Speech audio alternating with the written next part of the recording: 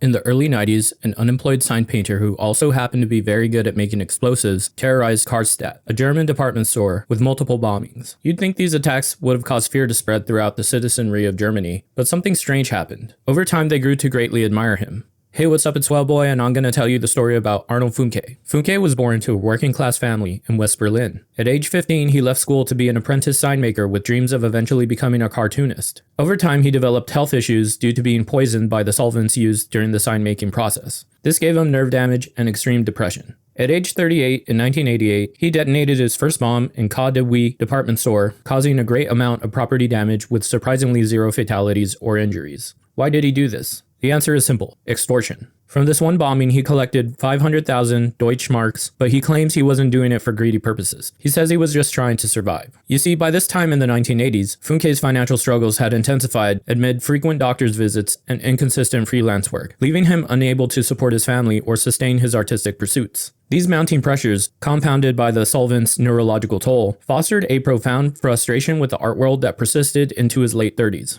His method of extortion wouldn't be out of place in a spy thriller, using high-tech electronic devices to collect the money from predetermined drop sites. The pipe bombs were made in his kitchen using readily available materials to keep things simple. Each bomb had rudimentary timers and fuses to give him enough time to place the explosives and escape. Also, these bombs were more like powerful firecrackers than weapons of mass destruction. The goal was to cause property damage, not take lives. In the department stores, he would often find practical hiding places for his bombs, like shelves, display cases, and storage areas. To avoid detection, he typically snuck into the store and placed them at night. In order to communicate with the store owners he was extorting, he sent anonymous letters to executives with his demands and bomb placements. He gave specific instructions in order to avoid being traced. He then used coded advertisements in newspapers to signal to the extorted that he was ready to receive payment at the dead drop, using phrases referencing Dagobert greeting his nephews. Local comic readers had speculated that he was taking his ideas from the stories of Scrooge McDuck, Donald Duck's trillionaire uncle. Police investigators took this revelation seriously and reportedly scanned over 6,000 pages of comic strips searching for clues. Funke, now known as Dagobert, which is what they call Scrooge McDuck in Germany, evaded police more than 30 times at these dead drops.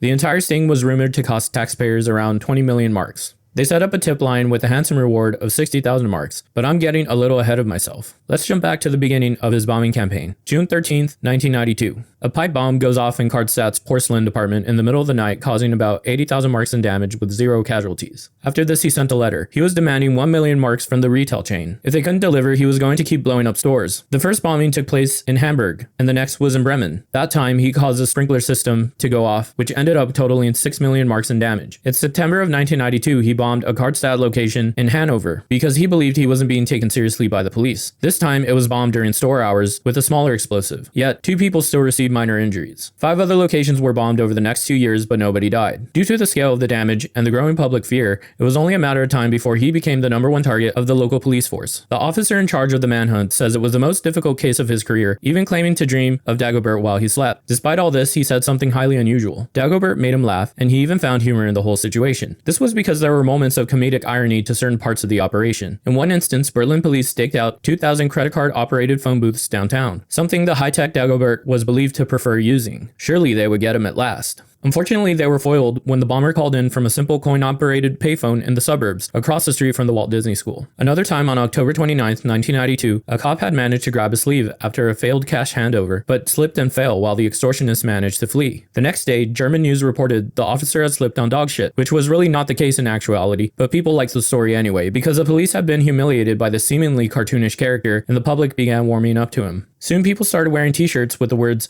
"I am Dagobert" on them. Dagobert garden gnomes began being produced that had a face mask and held a bundle of money. A telephone survey by a German broadcaster found that 61% of callers harbored a hidden sympathy for the bomber. With Dagobert fever at an all-time high, he became the subject of television shows, radio, quiz shows, a pop song, a novel, and even a movie had been planned.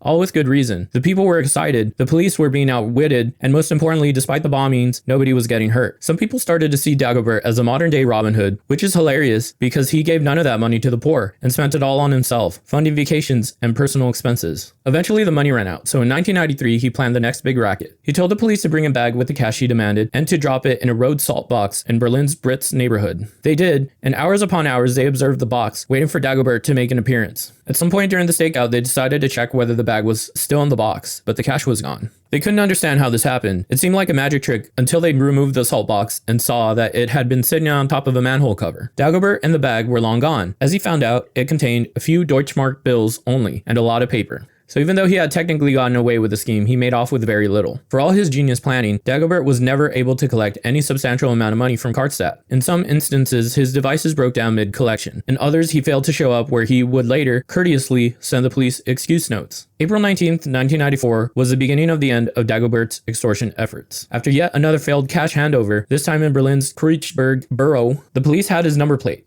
thanks to a witness, which led them to a man by the name of Arno Funke. They decided to do a stakeout on him. 3 days later, they arrested him at a payphone in Berlin. The second they put handcuffs on him, he admitted to being Dagobert. Somehow, he seemed to be relieved they had caught him. Following the arrest, police raided his apartment and discovered bomb-making materials, detailed schematics for future devices, and evidence, including notes directly linking him to the extortion campaign, with phrases like "Dagobert greets his nephews." In 1995, at his trial, he got 9 years of jail time. After 5.5 years, in the year 2000, he was released, after which he wrote a 75-page hardcover collection featuring 40 cartoons and 6 short stories, titled Crispy Duck, Cartoons and Stories. He also contributed political cartoons to the magazine of his publishing house, Eulenspiegel Verlag.